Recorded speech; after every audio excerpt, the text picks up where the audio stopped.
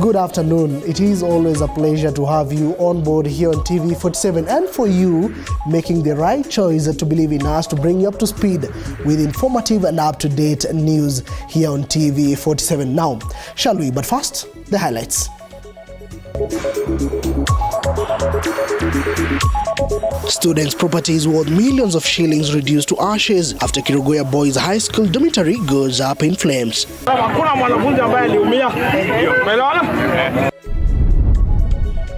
A tedious search for more bodies from the quarry dump site enters its that day as the number of bodies is feared to rise. And former USA President Donald Trump injured on Saturday evening during a rally in Butler, Pennsylvania in what the FBI says was an assassination attempt. Once again, good afternoon. Welcome on board on this day, the 14th day of July, the year being 2024. My name is Moige William. Now let us bring you up to speed and place you ahead of the curve with the latest from across all the 47 counties. Starting off, Azimio leaders led by NARC Kenya leader, that is Martha Karua, Jeremiah Kioni of Jubilee, Jimmy Wanjigi, and also we have joining them is Gathoni Wamushomba, who are expected to lead a political rally this afternoon at Kehoto grounds in Naivasha amid political heatwave in the country at the moment, with much anticipated criticism to the leadership expected to take center stage. Our very own Willie Dennis Njiru is on standby. Now let us link with my namesake, that is Willie. Willie, what can you report as of now?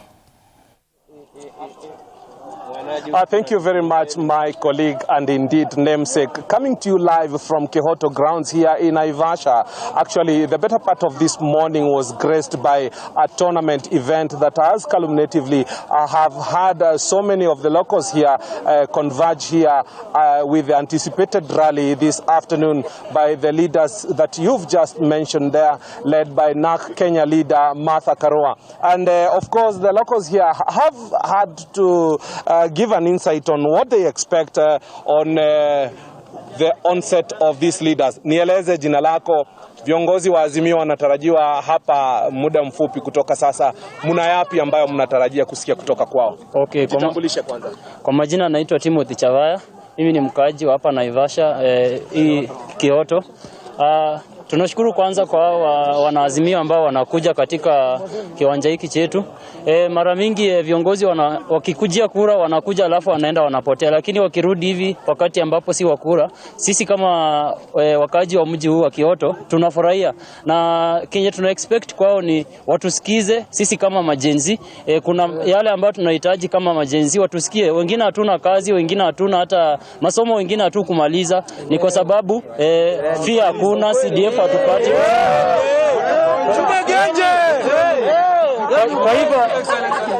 Kwa hivyo tunatarajia wakikuja watusikie tu, tunawaomba watusikie tu, lakini wamekaribishwa sana Naivasha. Wacha tusikie kutoka kwa mwingine. Ndugu, karibia tu. Nieleze jina lako, unatarajia nini wakati viongozi wao watakapofika hapa? Kwa majina ni Charles. Mimi natarajia tu wakuje watupe kazi kama majenzi. Asante. Asante. Wacha tusikie kutoka kwa mwingine hapa. Nieleze jina lako, unatarajia nini wakati viongozi hao watafika katika eneo hili? Kwa majina naitwa Kenyan Kelly, kama venye watu wananijua. Sisi tunatarajia mengi kutoka kwa hawa watu, lakini wanatufail. But sasa hivi venye wanakuja tutawasikiza, lakini sisi tunaomba tu. Tunaomba vijana kama sasa hivi venye naongea hivi kwa TV, naogopa DCI waweze kutuangalia sana. Hatutakuwa tunatokea pale kwa amani alafu tunaona watu wamevaa suti. Hii mambo si rahisi. Kazi ya serikali ifanyangu Sunday. Hawa watu watuelewe bana. Sisi tunangangana, tumengangana alafu serikali inatufail. Sisi hawajui intention yetu, tulisema ni must go. Hawajatuelewa. Tukusema reject, tukusema wavunje. Si tulisema viongozi hao wakikuja mnatarajia wawaeleze kitu gani? So sisi sahi kama vijana, sisi kama vijana sahi hatutaki kudanganywa.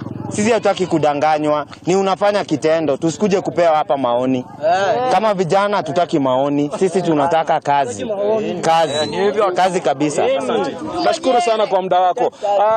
That is it, my colleague in our studios, Moige William. The leaders, as everybody is aware now that they're expected here this afternoon. And the political rally is expected to take a center stage in criticism to the national government amidst what has been transpiring across the country. But we will be keeping tabs to bring to our viewers the latest update come 7 and 9 p.m. And that is it from me here in Naivasha. I take it back to you in our studios in the capital city.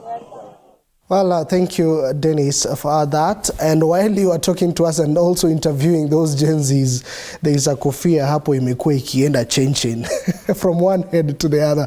Thank you, Dennis, as you keep tabs with that particular story. Now let us move to other news, whereby property worth millions of shillings was destroyed yesterday evening after a fire broke out in a dormitory at Kerogoya Boys High School, that is in Kirinyaga County. The fire, allegedly started by students protesting an upcoming exam set to begin next week, broke out in the evening while students were attending evening classes, destroying the dormitory and all students' belongings inside. Kirinyaga County Commissioner Hussein Alasso reported that no student was injured, assuring all parents of their sons' safety and promising that investigations are ongoing to determine the exact cause of the unfortunate incident.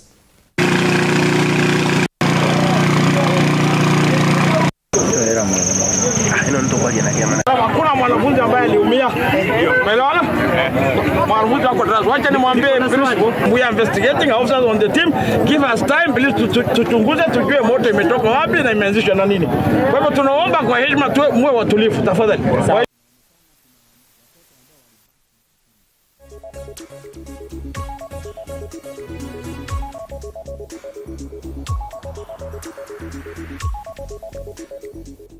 Now, let us cross borders, whereby the Republican presidential candidate Donald Trump, that is in the United States of America, experienced a near death during his political rally in Pennsylvania. Shots were fired as he was delivering his speech in the elections rally. Investigators are treating the incident as a possible assassination attempt, and the threat neutralized as he was, whereby Trump was whisked to safety. The FBI has since confirmed that the incident was an assassination attempt. The gunman and at least one member of who was attending the rally are dead, according to the Secret Service, and 2 other attendees are critically injured. Trump stated on his social media accounts that he was hit by a bullet, and I quote, the upper part of my right ear. The Secret Service reported that the former president is safe after being rushed off the stage with blood on his face. We see something that said, take a look at what happened.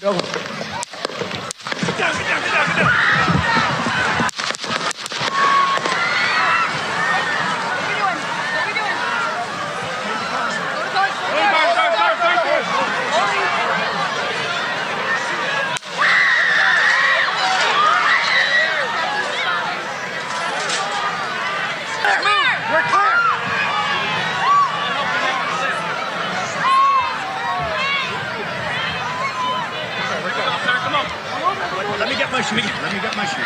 I got you, sir. Let me get my shoes, sir. Hold that in your head. It's bloody. So we gotta move to the bus. Let me get my shoes. Okay, my shoes, guys. My shoes. Watch out. Wait.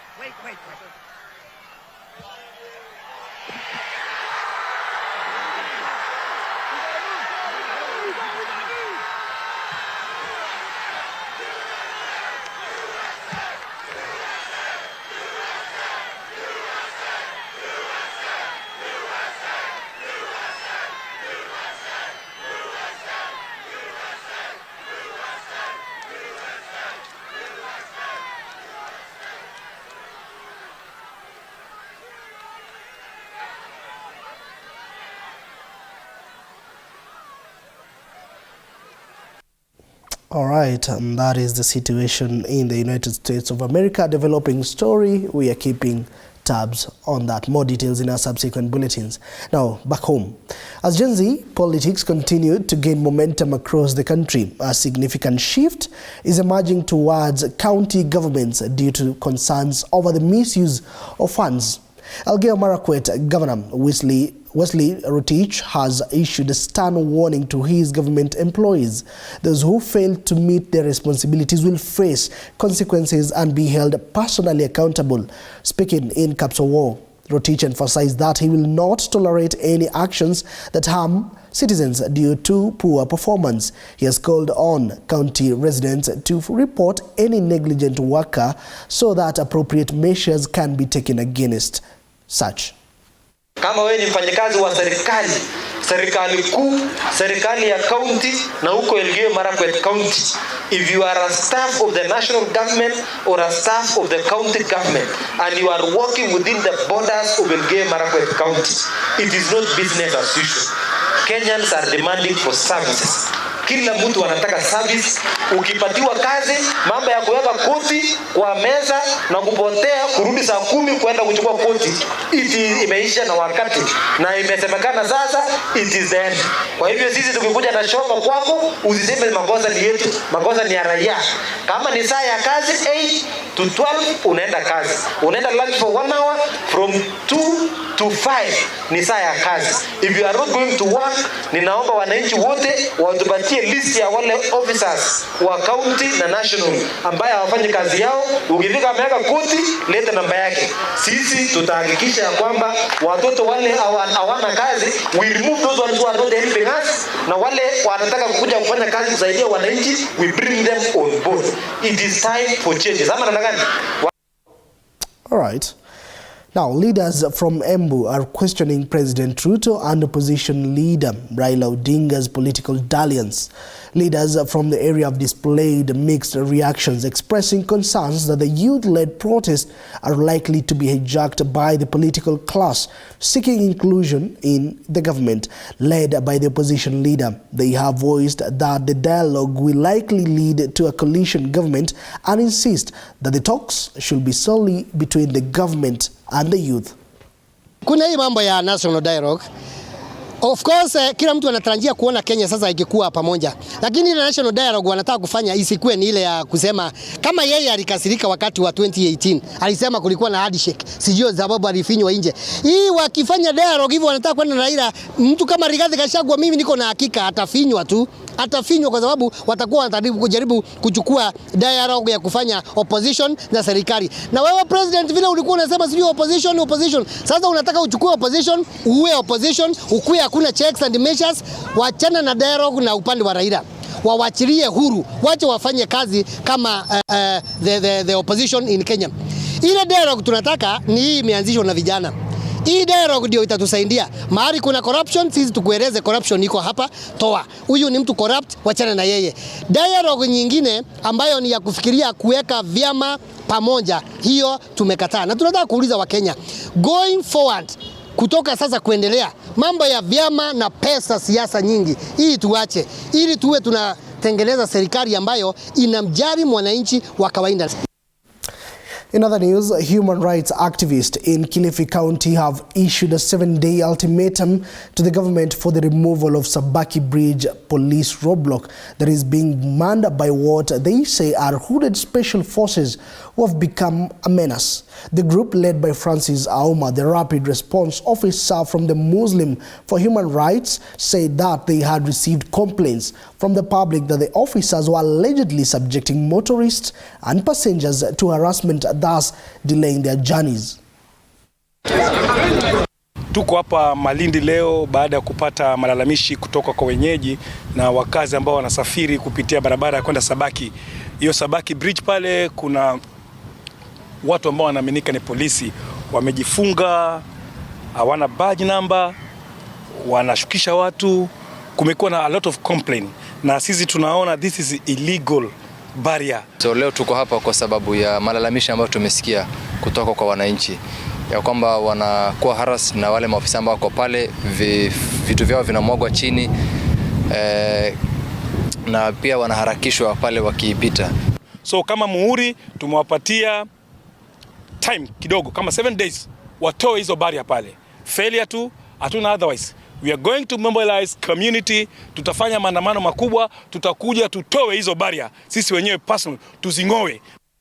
Elsewhere, a family in Kamareri village, Suba North Sub-County, is grappling with uncertainty as they seek answers following the disappearance of their 50-year-old relative, Derek Wasonga. The man in question vanished from his residence in Homa Bay town. His brother, that is Kenneth Odemba, disclosed that Wasonga, who operated a cyber cafe in the town, went missing on April, that is on the 12th day, that is this year. Despite their relentless efforts, his whereabouts remain unknown. Homa Bay Sub-County DCI Commander Charles Koilenge confirmed that the case has been reported to the police and investigations are currently ongoing.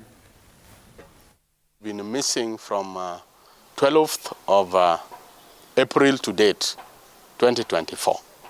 We've been looking for him.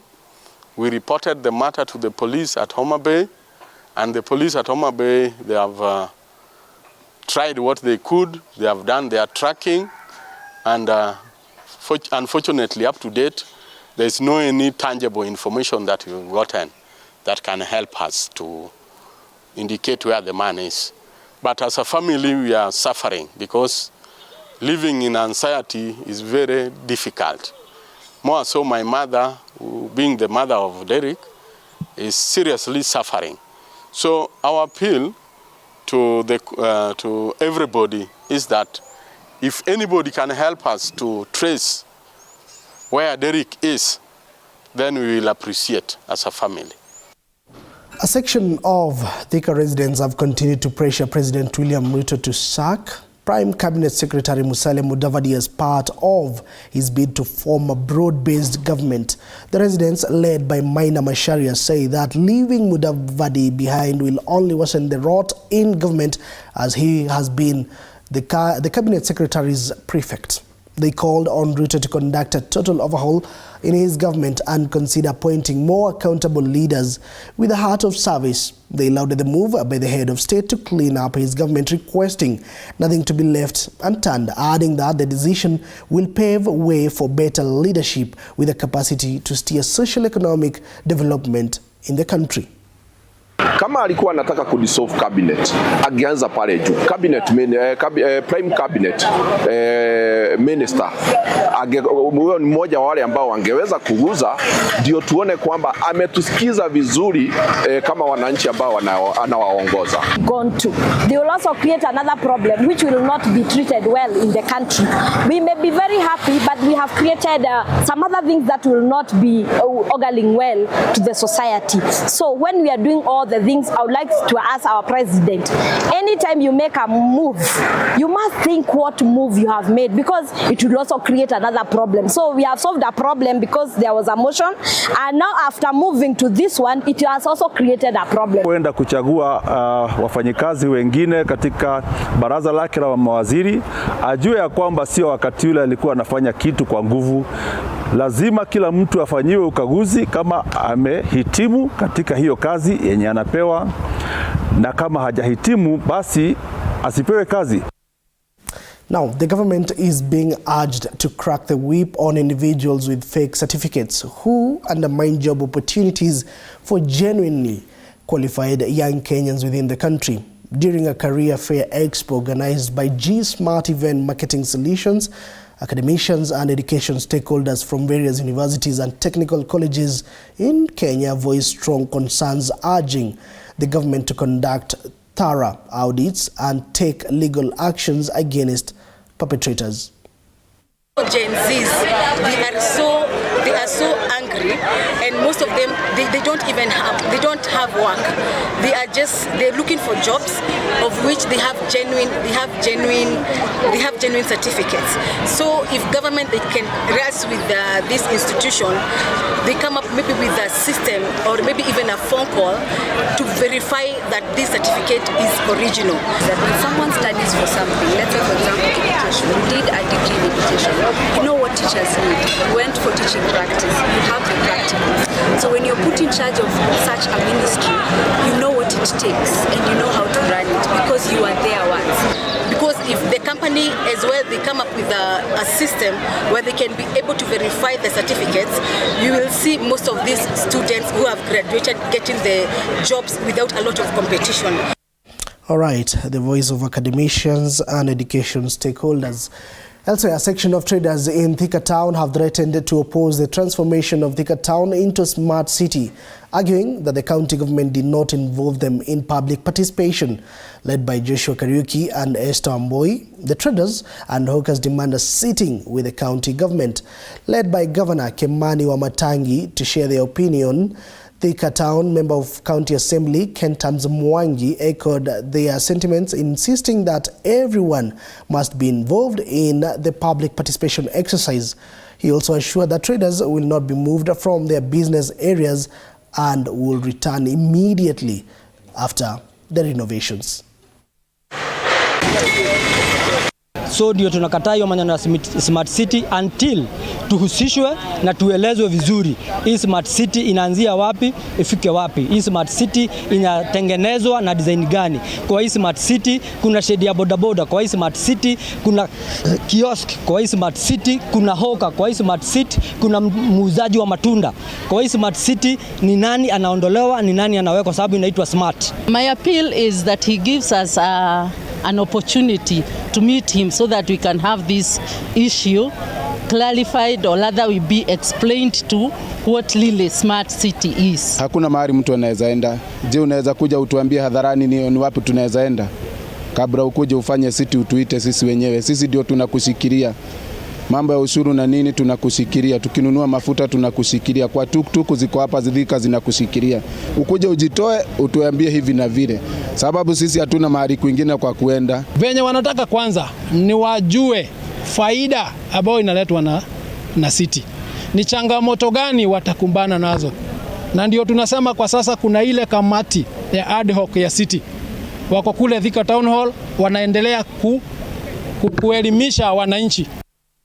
Let us shift gears. In an attempt to recognize and award different investors in the land sector, the government has been praised for the efforts to reduce housing levy to pave way for Kenyans to own houses in the coming years. Speaking during the inauguration of Jane Bayu as the Director General, the businessmen in the sector equally urged Kenyans to be extra careful when purchasing land to avoid scammers and calling upon women to invest in the sector, which was initially male-dominated. Kenya Homes tumetunikiwa na zawadi kadhaa. Tumetunikiwa na fastest growing real estate company, na pia imetunukiwa the best residential property company. Na mimi mwenyewe nimeweza kutunikiwa young leader in real estate. Most properties we sell are freehold. So the government removing that imework to our advantage so that our clients do not have to incur unnecessary costs in terms of taxes. They can own and live freely on the property they have. As a female-owned industry, we are first and foremost very proud of our CEO, Madam Jane Bayu, who has taken a very brave step in conquering and domineering this real estate sector, which is otherwise known as a male-dominated industry. We've been recognized for the good job that we're doing to the society out there, and more specifically in affordable housing. We know there has been a lot of demand when it comes to housing in Kenya. But again, the deficit again outweighs the numbers of the demand. All right, now to matters education and also a little bit of tech. Kenya Primary School Heads Association has partnered with Kurasa Africa to transform education in public schools. Kurasa Africa Chief Executive Officer William Nguru said that the organization will provide tutors with assessment aligned with the CBC and lesson planning tools. They sought ways to outdo bulky courses, books and notes as that era is expiring.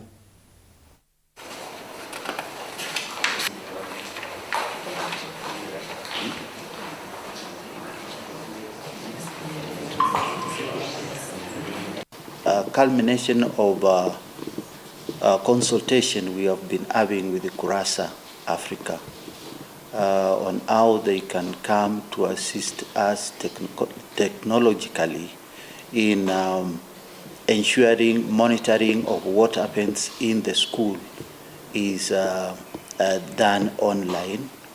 That we will be in a position now to move away from, in the CBC we are talking about portfolios, which are booklets. We want to move away from such reporting, which is done manually, which is done using hard copies. We want to spare that paper, and the Kurasa has come in handy. And so this is what Kurasa is has at the heart of our mission, is focusing on helping the teacher to then better deliver to the learner.